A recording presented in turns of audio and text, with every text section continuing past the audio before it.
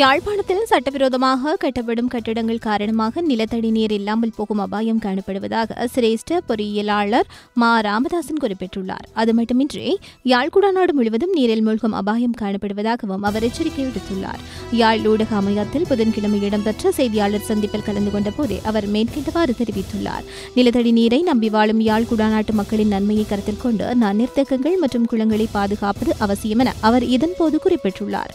சுமார் 40 குளங்கள் காணப்பட்ட யாழ்ப்பாணத்தில் இப்பொழுது 4 குளங்கள் முற்றாக அழிவடைந்துள்ளதாகவும் ஏனைய குளங்களும் அழிவடைந்து வருவதாகவும் பொறியியலாளர் ராமதாசன் இதன்போது சுட்டிக்காட்டியுள்ளார்.